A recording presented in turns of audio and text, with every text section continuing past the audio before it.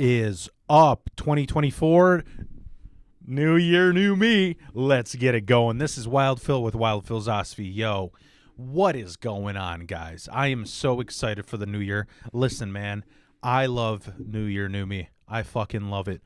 And it's going to be wilder than ever. I don't fucking care. You know why? Because, let me tell you, I love that saying. I don't care how gay it is. The truth is, people who don't like that are people who never change, and they hate themselves. So how can and guess what the solution to it is? A new me. So, but I love it, dude. I'm being serious, because, there's so many people out there who, they're what I call basically the rebel that I used to be in like 8th grade. It's pathetic.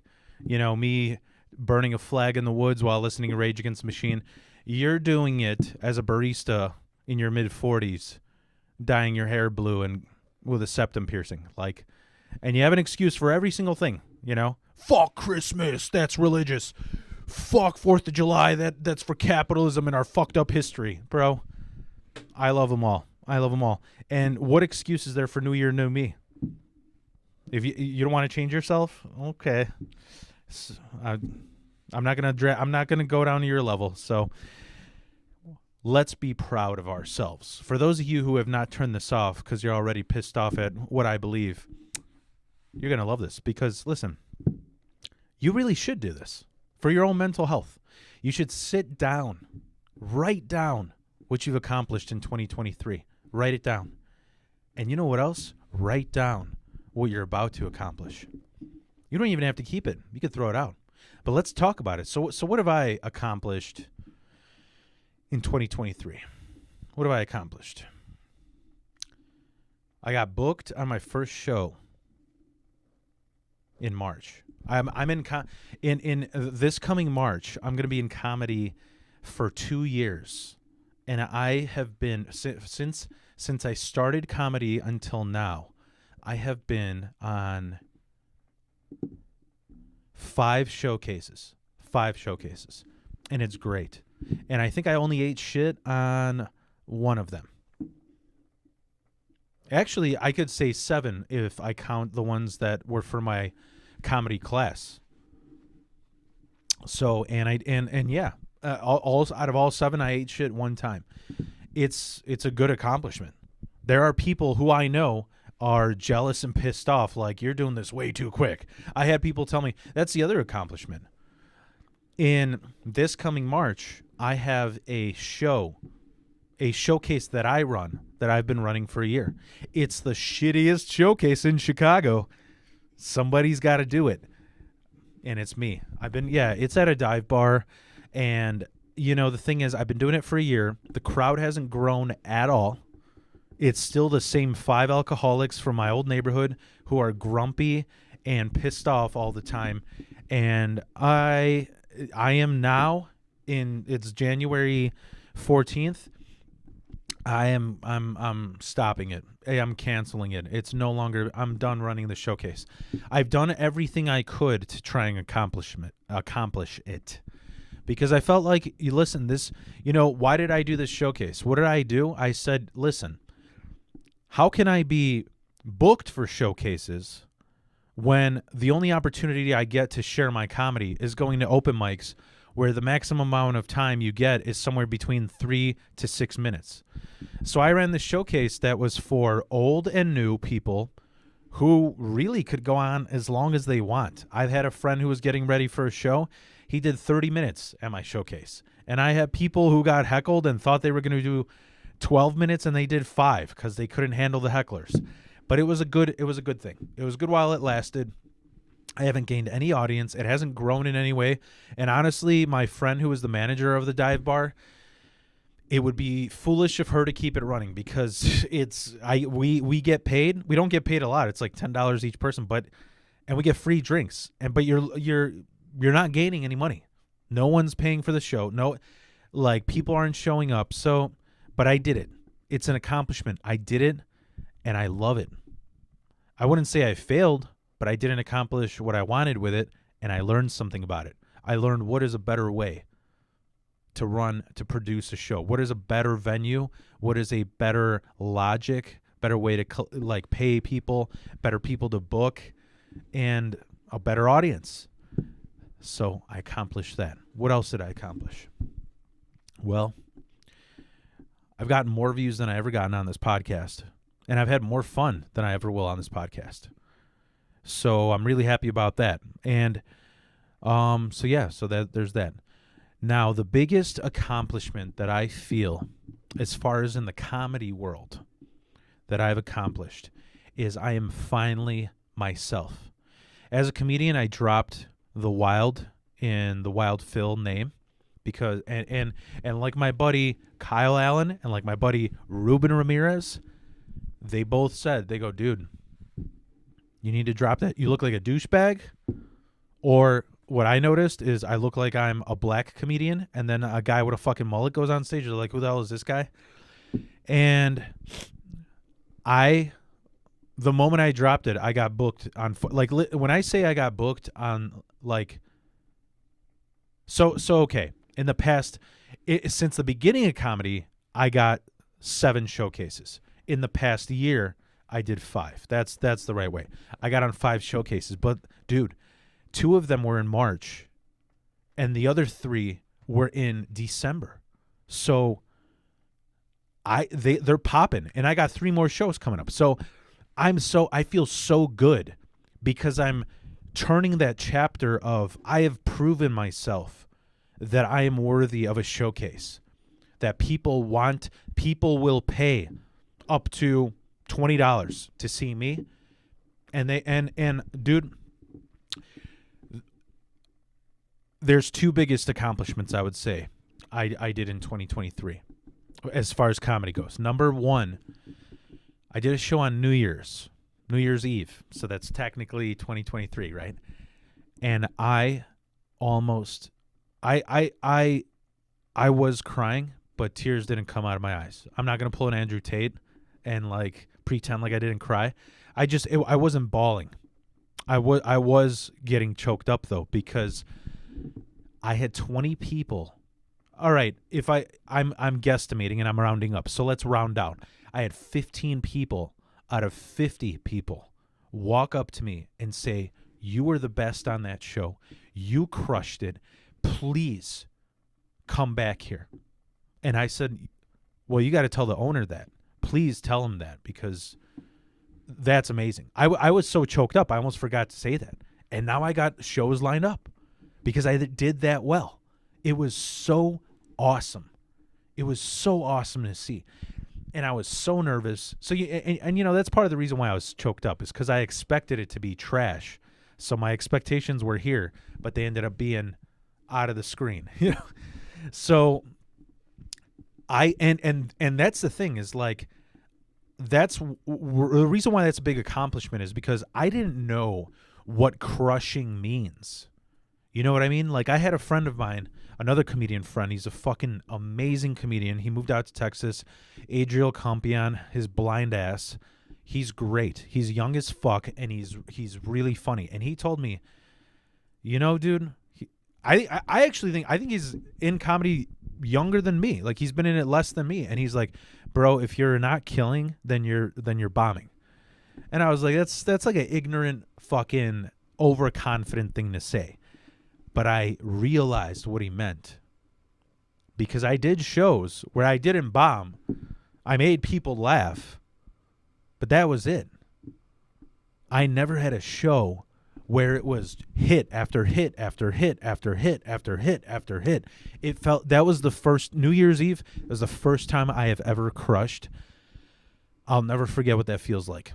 It's like heroin. I'm going to be chasing that dragon forever now that I know what it's like. So that's accomplishment number 1.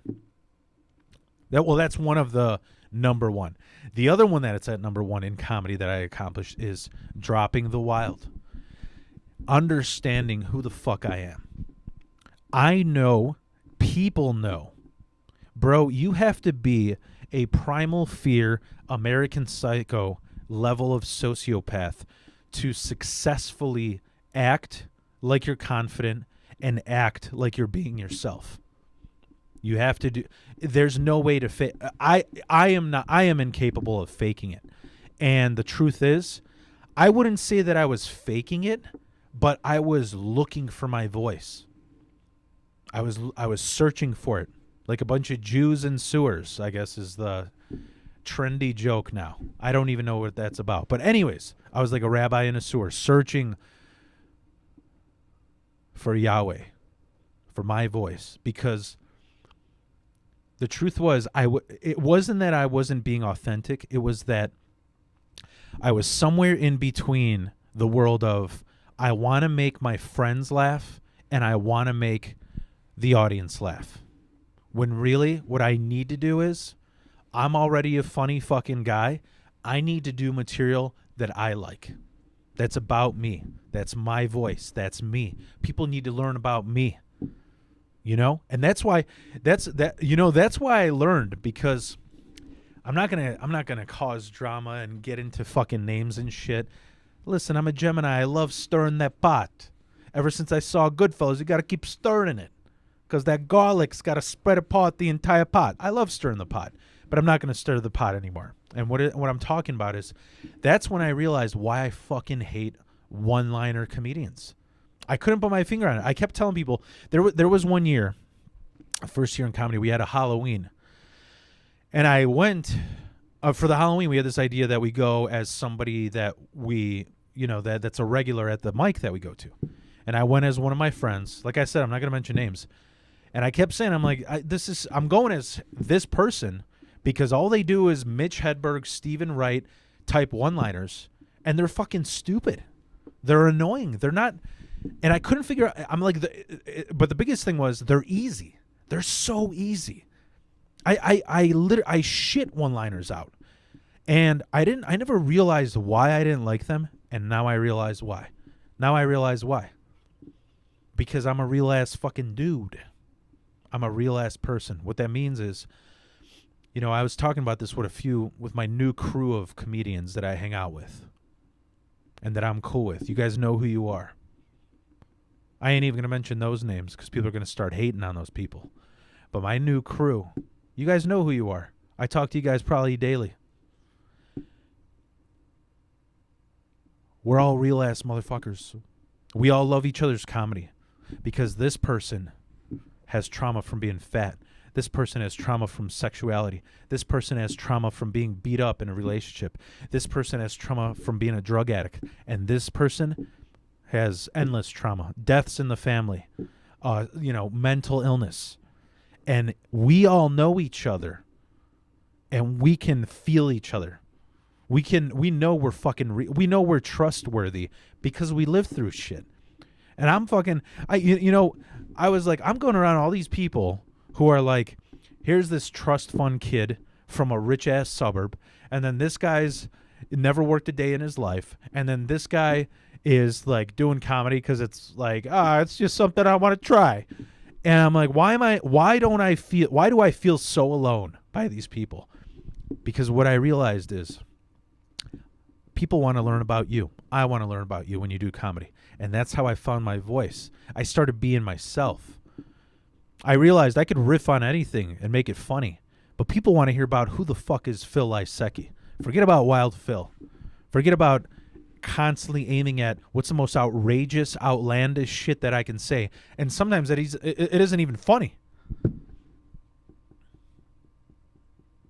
By the way, I feel stupid for wearing these glasses, but the lights that I need for this video are way too bright for me not to wear. I'm gonna go blind, okay? But yeah, that's what I found my voice. That's why I realized why I couldn't stand one-liners, because when you go up there and you say, like, I had a friend who did one-liners. He used to say this joke. He'd go, I got this new recipe for mimosas. It's where you replace orange juice with Bud Lights, and when you replace champagne with Bud Lights. It's amazing. I love it. Cool. I robbed a bakery the other day. They caught me red-handed. I kept screaming, rye, rye, rye. Cool, bro.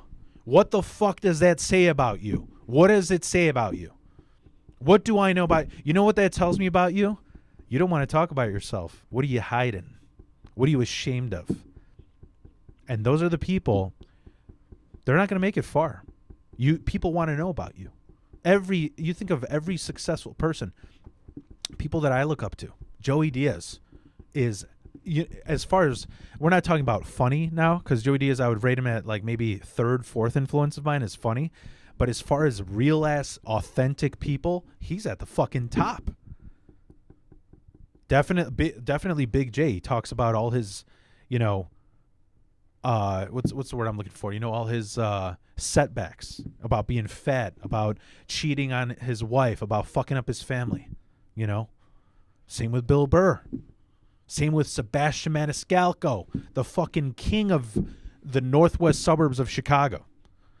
They all talk about how far can you get being just another fucking Stephen Wright, being another fucking Mitch Hedberg, being another Anthony Jeselnik. You look at Stephen Wright, I don't know shit about the guy. He looks like a ugly version of Diglett with a Larry from the Three Stooges haircut. What do I know about Anthony Jeselnik? He looks like a rich kid with a speech impediment who got everything handed to him.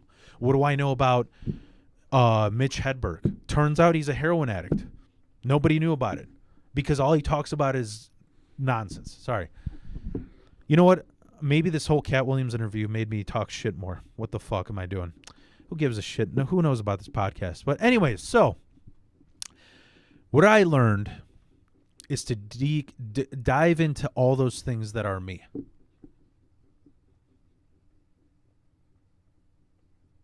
Meaning being kidnapped, having people die in my family, being a musician, being a stepdad, being a father, all these things. That's who Phil Lysecki is. The fuck was Wild Phil? I can't talk about those things.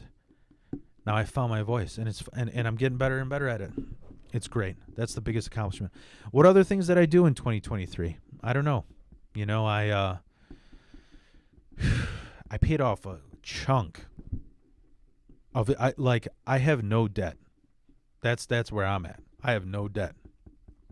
I did that. I also got a job. I found myself in the financial world. I was trying to be in a sheet metal welders union for decades. I'm 36 right now. I've been trying to get into a union since I was 20 years old, since I got out of high school. All my friends in Chicago, I grew up in Chicago, all my friends, they became cops and they became union guys. And they all fucking had dads that can suck their dick into the union. And I didn't have that. So I tested for it for at least 15 years. Couldn't get jack shit. And then I finally got in and I realized it's a dumpster fire that I don't want any part of. So I found a job that I love. Dude, I would rather be at work right now. That's how much I love it. Prepping carpet, man. I got my podcast going. I got my favorite music going. It's three old mob guys. We're busting each other's fucking balls all day, talking shit. We all have the same humor. They love it that I'm a comedian. They go to my shows. I could not be happier. They don't give a.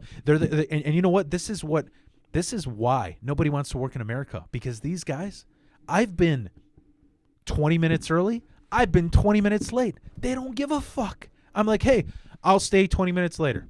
Cool. Could I take off tomorrow? Yeah, sure. Can you just get tomorrow's stuff done today? Absolutely. I'll do what I need to do. I will stay 14 hours to get tomorrow's work done today. They are actual people, not some corporation robot where you were a minute late. Suspension. I found the job that I love. It's a mile away from my house. I can't believe, like, I stored my motorcycle in my brother's garage because the winter came. I would ride my motorcycle to work because it's only a mile away. I don't give a shit about freezing for 1 mile. Like Dumb and Dumber on their moped, Chris Lloyd and I forgot what Christmas Lloyd. I don't know. Anyways, point is, I did a lot of check marks that have equaled happiness for me. I'm exactly where I want to be in comedy. Oh, I should say I performed at Zany's. Honestly, it was luck because it was a roast battle and I ate shit. I did absolutely horrible. And that whole lineup, there was 6 people. We were either in second or third for best roast. That means jack shit. That means out of 5 stars, we got 3. You know, for a roast battle, for a zany show, that is absolute trash. For comedian that's almost 2 years in, bruh, that is awesome. I'm very proud of it. I don't give a shit. People have their setbacks. People have shitty sets. There's people who've been doing zanies for 20 years and they eat shit there.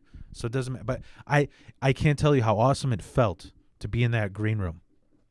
Be like, there's a sold out crowd waiting for me to go on that stage. That felt great. And nobody's allowed up here. You know, that felt great. And the best, so what did I learn the most out of 2023? What would I say I learned the most? I used to be a really codependent person. Really codependent. I needed everyone to hold my hand.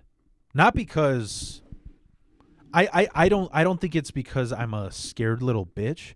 I think that's just a symptom of growing up in a family in a single mother home where the single mother is never there. I had to learn everything on my own. And because I got hurt a lot of times and because I got a lot of setbacks learning shit by failing 40 times before I got it right, I was always afraid that, oh my God, this is going to fuck up, you know? And so I learned not to be codependent. I said, listen, I don't have to fit in with this crowd of comedians to get up. I got my own fucking journey. I don't need to fit in with these people, this union, to get financially happy and have a work-life balance. I got my own fucking journey. I don't need to be around these friends, this circle that gets invited to every little fucking thing. Because would I even want to go to that if if it was my choice? Would I throw that thing out? No. I got my own thing. I got my own crew. You guys know who you are.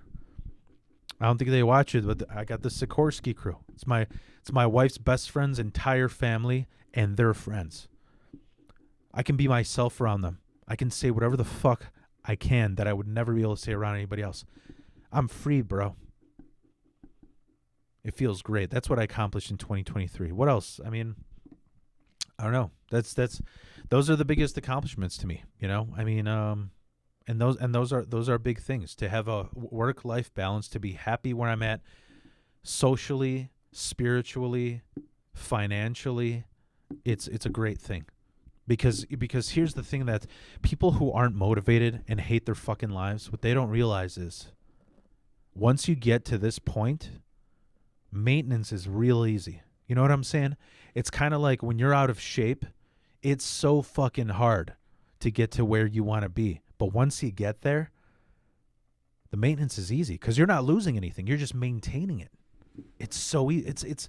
It's like anything. It's like having a house. Like, that's the other thing. My house is perfect now. I renovated everything I could. It couldn't look any better. And once I got here, now all it is keeping it that way.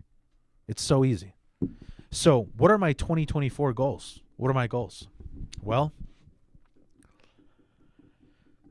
I was really considering stomach surgery because, like, I told everyone, and I wasn't lying, that I tried every diet and I followed the rules. I had a dietitian, like, watching over me like a micromanaging manager.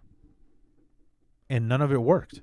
And I didn't know what to do. And finally, my mob bosses, they're like, listen, kid, don't get your stomach chopped off like some fat ass. Try Nutrisystem. That's what I did. All of us, the girls, the wifey, they lost 20 pounds in 3 months. Try it, all right? You're too good of a kid. You're like my own son. And it put a lump in my throat. I had nobody tell me I'm like their own son. And I did it. And I've already lost, it's the new year, I've already lost 13 pounds in 7 days. It's working. And my goal is that by 2025, I'm going to lose 100 pounds. I'm going to be exactly where I wanted to be at 180. It's going to suck because being a fat dork it's a lower hanging fruit to get laughs. Looking like Joe Rogan on stage, it's harder. It's harder to sympathize with somebody. You're like, you look great. What are you bitching about? How is life hard for you? So I got to wear the same baggy clothing that I do so people think I'm still fat.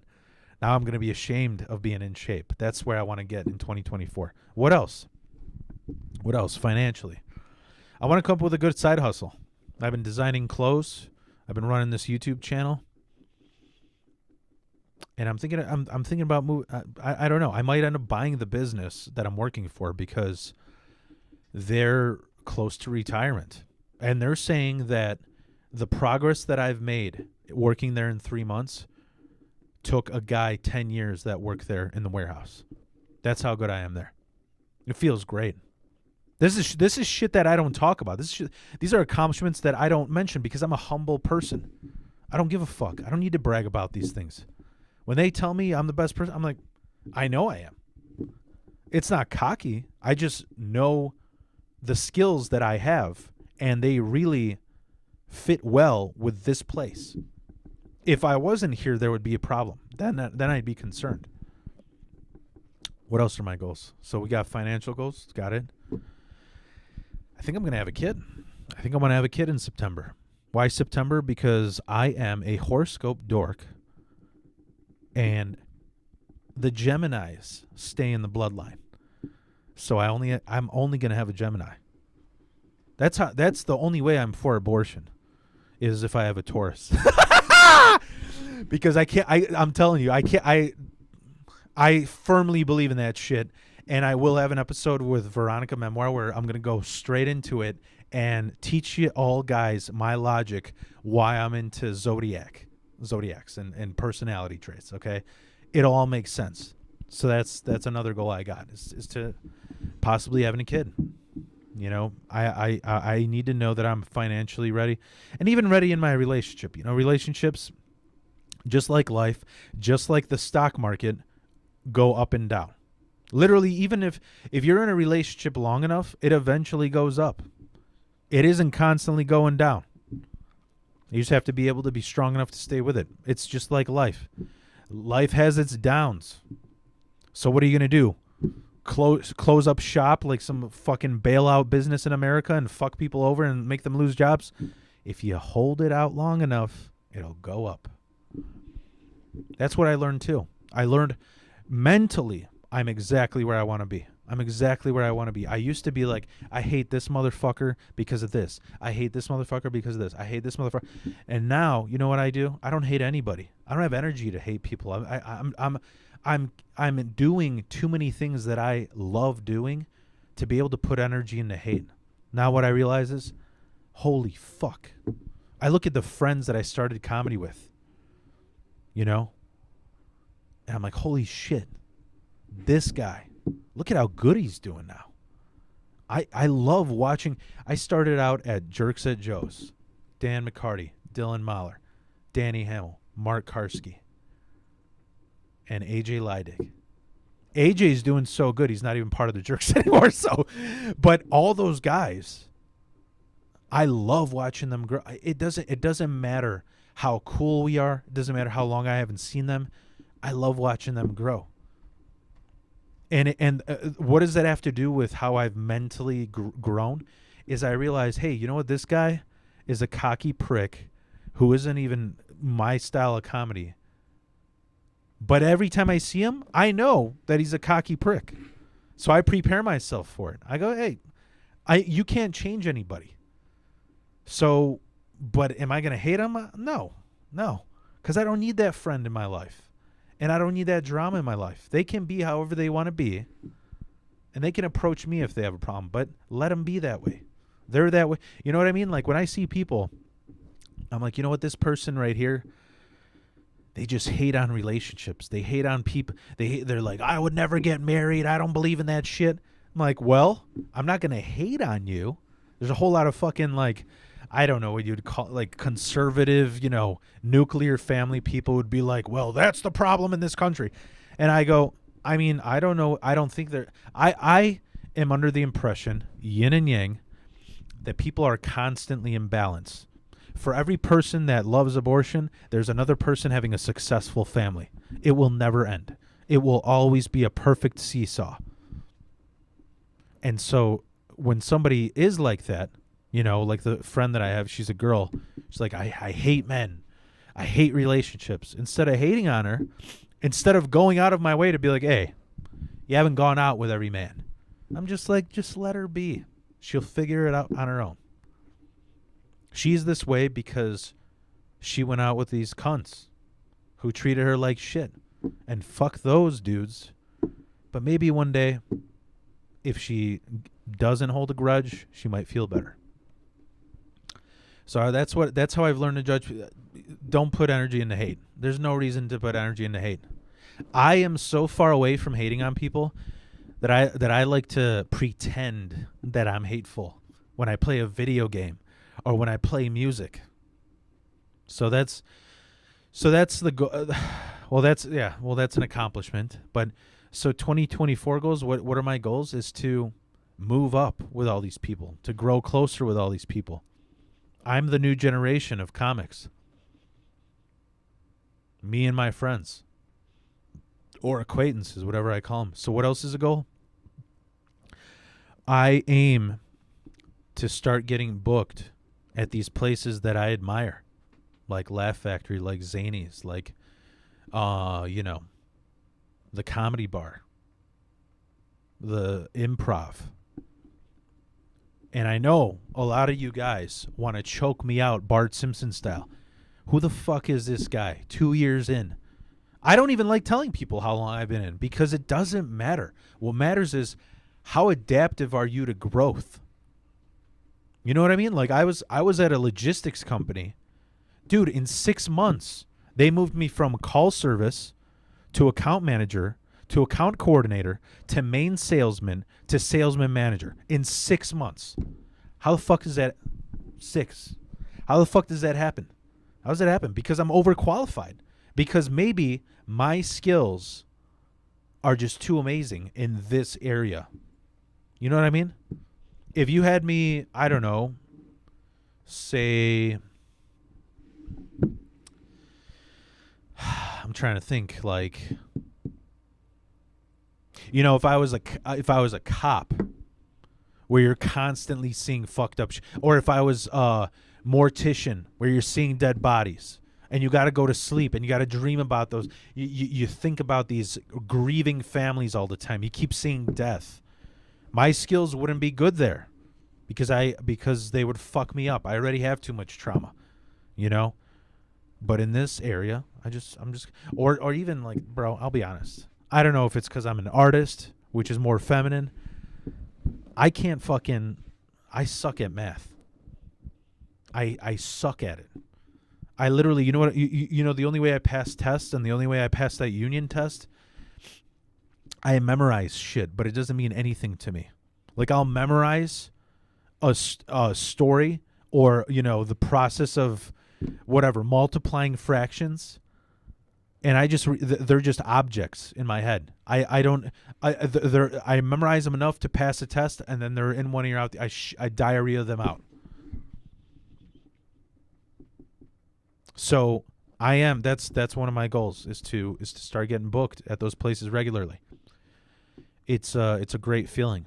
It's a great feeling to know. It's a great feeling to see people at, say, Zanies that I love. Like Colin Terrell, Steph Tolev, Dan Soder, and even my local, even the local people that I look up to, Luca Farrow, Brando Harris, Tom Feeback, Peyton Ruddy, Luke Everett. I look up to those motherfuckers, and I'm like, it feels great that I'm almost at the level to where I could possibly open up for those people, and not based on how long I've been in it, not based on who I know. Not based on whether even they would say that I'm ready, but based on I will go to those crowds. I will go to those shows, watch them and how they work with those crowds. and be confident that, not cocky, but sit there and be like, could I make this crowd laugh? Could I make them like me? And the answer truly, truthfully, is yes. Because I know a year ago, it wasn't yes. It wasn't yes. There's a story that I shared on here that I ran into Big J in Wisconsin. I got to talk to him. I got to meet him. And he told me to my face, he said, yo, man, if you're a comedian from Chicago, I'm coming up there in around February. And we're talking about he was coming around, I think, February 2022.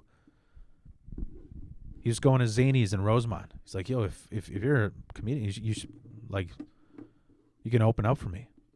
And I had way too big of a head. I was so starstruck. But even after I talked to my buddy who recommends people for Zany's. He's like, Phil, you're 1 year in. You do not want to fuck up opening up for your idol. And so I chose not to. I could have made a decision, fuck you, recommend me, help a brother out. But I said no because I knew that I wasn't ready. I'm starting to feel very ready. I'm like that bird that's ready to fly for the first time. I'm standing near that edge and I'm like, just give me the go, you know? So that's a goal. That's a comedic goal that I have. What other goals? You know, I told you my fitness goal, you know, like I said, I'd like to lose weight, but I also would like to gain some damn muscle. I want to get jacked. Because I started realizing that I love resistance bands way more than I love weights. I think it's because of my age, because dude, all my joints are fucked from working in welding factories. And not only that, what I realized is when I lift weights, my bones hurt and it barely does any work for my muscles. When I do resistance bands, my muscles feel like somebody tenderized them with a mallet. So that's a good thing. And my bones feel fine. That means that something is being strained and regrowing. So it's growing the muscle. So what other goals? I mean, who the fuck knows? Like I said, I want to have some kind of side hustle. I want to have a kid. I want to start getting booked at even if I'm hosting for these people. I like to do that.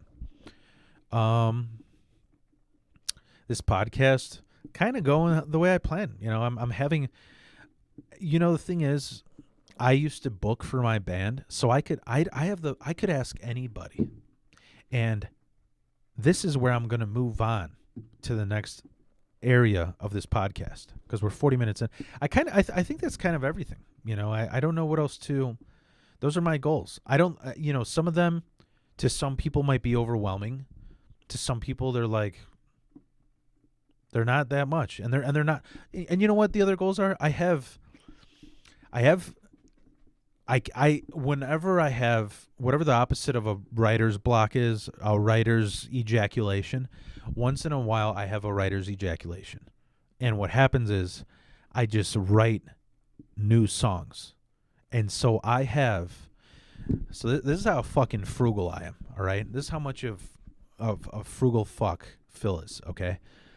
When I release an album, I do it on CD Baby. They copyright it. They put it on everything, Spotify, YouTube, iTunes, And what happens is, what they do is, they have like a base price for an EP or an LP. I already have enough songs in black metal and in neo-psychedelic alternative music that's too much for an EP. I think an EP is like $40 and an LP is like $120. But in an LP, you could have up to, I think, like 17 tracks. So what I do is I just keep writing songs, even if they're filler, because I want to get my money's worth. So, and it's really funny to me because there'll be songs that I wrote about nothing. I wrote about my fucking cat, and they end up being the best song on there because they were supposed to be filler, but by luck, they're a good song. So, that's another goal. I think I'm gonna reach it within the next 5 months. I'm trying to release both my black metal stuff and both my neo psychedelic stuff. I hope you guys like it. I like it because I've gained so many friends in the comedy scene, and so many of my comedy friends are music enthusiasts that I think I'll gain a different respect for it. I don't know. So now I'm going to get to two announcements that I have that to start off 2024 hard as fuck. Okay. I mean, that's the thing is financially I'm so stable. I guess this would be the third announcement. I just got a raise at my job, and I've only been there. I got a 3-month review, and they gave me a fucking raise. It's great. It's amazing. And they have bonuses, and they have dinners. It's so awesome working for an Italian family rather than some corporate cunt robot. So there's that. That's a cool announcement. But I have two cool announcements. So one of them is I just did a cold plunge, and bro, I'm pretty sure I outdid Rogan, The Rock, and Tony Hinchcliffe because and you can watch the whole video. I'm gonna post it. I mean, it might already be posted, or I'm gonna post it, but the whole full video. You know, I got into cold plunges because of wanting to lose weight, watching Andrew Huberman from seeing him on Rogan. And I just love Andrew Huberman. Huberman, you know why I love Huberman? I used to wonder, I'm like, what's so likable about him? And I'm like, when I listen to him, he talks about, I'm from the hardcore punk scene. And here's the thing. In the hardcore punk world, if you make it past 27 without dying, you're going to fucking kill in life. Because you either become a junkie and you OD, or you become a junkie and you look like a junkie for the rest of your life. You have like a skullet and you've got, meth bite marks all over your face. Or you become that hardcore punk who's like, I've gone through all this shit. I've been around through all these degenerates that I'm prepared to kill it. And you become people like Andrew Huberman or like, I don't know, Henry Rollins, So that's why. So I think that's why I like Andrew Huberman so much. He's a nice guy. He says he comes from the hardcore punk scene, and he's very he sticks to his topic of neuroscience. So I got into cold plunges, and I did cold showers for about a week. To where last week, I'm telling you, watch the whole video. There's a whole video where here's what happened. I'll try to keep it short so that you can watch the whole video. I was at work. And I was on day like 5 or 6 of taking cold showers every morning. And here's what I didn't realize. There's a difference between cold plunges and ice baths. Cold plunge, like Andrew Huberman said, is you're supposed to have some type of cold tolerance, but only enough to where you're uncomfortable of dealing with it. I've dealt with so much physical pain. I've gotten into so many fights. I've done rugby. I've done MMA. I've done jiu-jitsu. I don't know what makes me uncomfortable anymore. I'm uncomfortable when you're holding a bazooka to my head that's loaded. You know what I mean? Like, it takes a lot to make me not be calm, especially from meditation and from being much more self-aware, So the point is that when you do a cold plunge, it should be from 40 to 50 degrees, and you should only do it for like 30 seconds at a time. Bro, I went in hard because I started doing cold showers, and I'm pretty sure it was at 30 degrees because it was such a low setting on my shower that, when you pull that little thing on the faucet to get the shower going, it was just cold enough to come out of the fucking wall, but just hot enough to have enough pressure to come out of my shower head. So, and I would be in there for 3 minutes at a time. I mentioned in the video, I would measure it by listening to a full song by a band that I liked, And so what I realized is I'm at day 5 or 6, and I'm listening to the podcast where Tony Hinchcliffe is on Rogan's channel. Right now it's January 14th, 2024. So whatever is the most recent one, I think it was like January 10th, where Tony Hinchcliffe was on, and Rogan is reminiscing, and he's like, "Man, you remember when we worked out with The Rock? How much fun that was? God, that was fun, man. Wasn't that fun? Yeah, man, wasn't that fun? I initiated that." He's got to put his 2 cents, you know. And they were talking about how Hinchcliffe, he kind of made it seem like he was overwhelmed because he's like, okay, this makes sense because Rogan went less than The Rock, and The Rock did 3 minutes in a cold plunge. Remember what I said? Cold plunge is 40 to 50 degrees, just uncomfortable. Ice bath is 30 degrees and under. So what did I do? So I listen to this shit, and I keep thinking, dude, oh, man, I want to do a cold plunge. I want to do a cold plunge. Well, this week in Chicago is the big, it's the Arctic fucking wind. It's the biggest snowstorm we've had, I think. Right now, I think the temperature is like, where's my phone? Let's check right now. The temperature right now is -7 degrees. Hold on, let me see something. -7 feels like -31. And I did the ice bath yesterday, and it was so here's what happened. They're reminiscing about this. They said The Rock did 3 minutes, and Rogan did less than The Rock. So let's say it was 2 minutes, 2.5 minutes, from what I know. And I'm listening to this in my work, and I'm like, what fucking pussies? Are you kidding? I mean, dude, does 1 minute make that much of a difference? You know? And I kind of changed my opinion on it because I was like, what if you stood in front of a flamethrower? If somebody just clicked a flamethrower at you once, it really wouldn't do much. It would trim your beard, it'd curl up your hair, but you wouldn't be that burned. But if you did it for 5 seconds, that's a huge difference. So I kind of changed my mind on it. Or if you went skydiving, what happens if you pulled a parachute 1 minute late? You're dead, But I was like, these guys are pussies. I got so mad that I did a poor man's plunge, and you can watch the whole video. But long story short, what I did is I filled a garbage can, a vertical one, with I filled it up to the top with snow and ice because I wanted to be as cold as I wanted it to be below freezing, and then I started filling it with cold water from tap, and I did, like I said. Rogan did 2.5 minutes. The Rock did 3 minutes. And then Tony Hinchcliffe goes, well, I wanted to spite The Rock, so I did 3 minutes and 10 seconds. I'm like, fuck that. So I did 4 minutes. And it was freezing. It was what I'm saying is, I'm not describing it. I'm saying it was definitely freezing temperature because I brought a steak thermometer, the one, with that poker, and the thermometer goes to 32. That's the lowest it goes because, it's made to cook turkeys. It's made to cook steak. So it's kind of made for higher temperatures.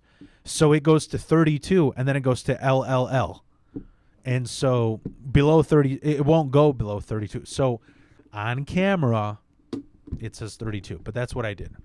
So that's an accomplishment. That's my first accomplishment of this year. And if you want to know more about it, watch that cold plunge video. The other thing that I want to announce before I get off this podcast is, dude, here's what I did. I was talking. So, for example, I went to go see Colin Terrell at Zanies in Rosemont. And coincidentally, my buddy Eric, I don't even know if I want to mention his name, but his name's Eric. He opened up for him. And because I don't know if he wants it mentioned, but I love Eric. He was a judge on my roast battle the week before. And I was like, oh, shit, he's opening up for Colin. And he deserved it because he kills as much as Colin did. And he's a local comedian. So I was like, holy shit, he's awesome. And then I thought, I know Colin from Legion of Skanks, and I was like, the guy came here from Ireland. The guy's just got on Skanks. He's just starting to get big. I'm like, I wonder how long he's in town. And I asked him, hey, man, you want to be on the podcast? And, of course, Colin was like, does anybody fucking know this man? Who the fuck is this? And my buddy stood up for me. He goes, it's Wild Phil. So I was happy that he saved my ass because I tend to do that. I don't give a fuck. I'm used, bro. Here's the last thing I'm going to end on this podcast. What did I learn from 2023? You know what I learned? Take as many chances as you can get. Because those chances, depending on how big your balls are, might end up being opportunities. And what I mean by that is, like, when I used to book people, I used to email every one of my idols. I didn't give a fuck. What's the worst that can happen? Who the fuck are you? Of course not. You're this little fucking band from Chicago. I don't give a fuck. You have to do that. And if anything, it gauges how well known you are. That's why I stopped playing in a band, because I knew that it wasn't going anywhere. I was in it for 10 years. It wasn't going anywhere. Now I'm in comedy for 2 years, and I went up to Colin. I'm like, hey, man, you want to be on a podcast? How long are you in town? He said no, and that's cool. I walked away, and I was like, well, at least I had the balls to ask him. So what's the announcement? There's a band that I listen to. I'm not going to say who they are because it's a surprise, but they're a fucking awesome hardcore band. And I was arguing with one of my comedian friends. Not going to mention that either. How many times am I going to say not going to mention? But I'm not going to mention it. How much I mentioned not going to mention. And I was arguing with my friend. He's like, dude, you can't be just asking random fucking people. Yeah, how do you know you're at that level? Oh, yeah, you can. You're just jealous that you don't got those fucking balls so big that you can't walk to ask those people. That's what I was getting at. Comedians who make it in this fucking business, they don't make it because they're the funniest. They don't make it because they get booked the most. They make it because they're all around balanced in everything. Do you know how many comedians I know? I'm like, they're 20 times funnier than me, but they hate themselves. They literally have a suicide attempt every year. They're like, no one wants to book me. And even if they do, I don't feel good doing it because I know I'm not good enough. I'm like, bro, shut the fuck up and get therapy. You are good. And that's what I'm saying is you need to have right where I'm at right now. You need to be mentally balanced, spiritually, financially. I'm at a great place right now because, like I said, there's these guys who are hilarious, but they're not mentally balanced. They don't think they're good enough. And of course, how you gonna get a bullseye if you ain't throwing your darts? You know what I'm saying? So that's what I realize. You have to be good at all of that. You got to be good at promotion. I know another comedian. They're like, fuck all this social media shit. Look at all these comedians getting big on TikTok and Instagram. They're not real. I'm like, dude, I know that the only reason you're mad is because you don't have the energy and dedication to do those things. And you're jealous that this is the new world. You got to flow with the wave. You got to flow with the wave. Just like people from the 80s were mad that all these comedians, we used to stab each other in the back. Nobody helped each other. And then somebody like Rogan comes up and he's like, let's help each other out. That's where I'm at. You want to be a real ass dude, not some spoiled ass bitch. You want to be on, you want to cover my back? I will fucking cover your back. You want to get in this world together? We'll fucking do that shit. And that's what I noticed. You got to have everything balanced. Promotion, confidence. And you got to keep moving up. Some people, it's like in comedy, it's like there's this 20-step stairway and some people go 5 steps and they're like, I'm comfortable here. This is all I want to be. I just want to be cool in my little clique in whatever the fuck, Central Illinois. And that's where I'm going to stay at. And that's cool. That's what you want to do. I had the same problem when I was in a band. I had band members who are like, I just want to get laid and get free drugs. I'm like, no, I want to fucking tour. I want to say that I played a show to fans in Thailand who can recognize me on the street and be like, yo, man, I was going through a breakup and your song meant something to me. But that's a bullshit dream. It never happened because nobody was on the same page. But now as a comedian, I have my own responsibility and accountability. Anyways, so what am I getting to? What the fuck am I getting to? What I did is I messaged this hardcore band. That's the only hint I'm giving you. They're a hardcore punk band. I'm not going to get any more specific than that. And I messaged them. I was like, hey, man, I fucking love you guys. I grew up on music like you guys. I stand for everything you stand for. And I think it would be fucking awesome if you went on my podcast. And he's like, sure. The singer's like, sure, why the fuck not? And so that's where I'm going to end it at. Stay tuned. He's going to be on the next. He's going to be my first guest of the year because that's how fucking great 2024 is. I hope your 2024 is great. And I hope you get my back as much as I got yours. Because we're going to kill it, man. If you ain't looking forward to this new year, if you're pessimistic, I hope you're pessimistic. Because that gives me something to step on. Survival of the fittest, bro. Thank you for getting wild.